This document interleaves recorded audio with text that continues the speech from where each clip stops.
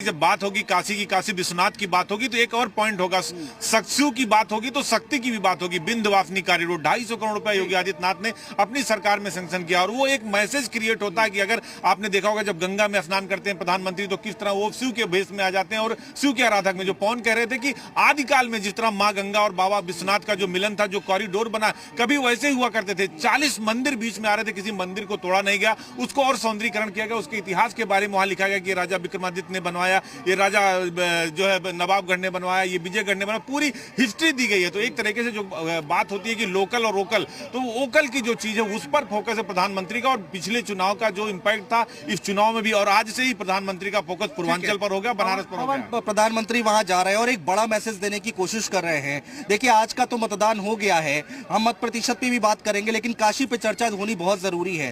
प्रधानमंत्री अगर वहां पर रहते हैं और 2-3 दिन अगर वहां पर रहेंगे, रोड शो निकालेंगे, एक भव्य तस्वीर निकलकर सामने आएगी। क्या 7वें चरण में पूरे उसका असर देखने को मिलेगा?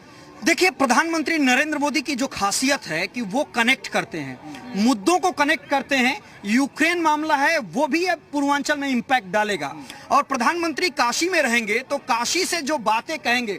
आप एक सर्किट की बात करते हैं उत्तर प्रदेश में, जो आस्था की सर्किट है, जो चित्रकूट, गोरक्षपीठ, अयोध्या, प्रयागराज और बनारस, ये तमाम सारे पीठ को जोड़ता है। और प्रधानमंत्री नरेंद्र मोदी जब रोड शो में अपनी बात रखेंगे और वो जलजला, जिसको जलजला कहते हैं, चुनाव में तमाम प्रचंड भीड़ की बात लोग करते हैं, तो प्रधानमंत्री को इसकी जरूरत नहीं पड़ती है। लोग एक तरीके से उनके साथ जुड़ जाते हैं और उसका इम्पैक्ट पूरे पूर्वांचल में पड़ेगा। ड्रेस से लेकर उनकी बातों तक सब चीज से झलकता है।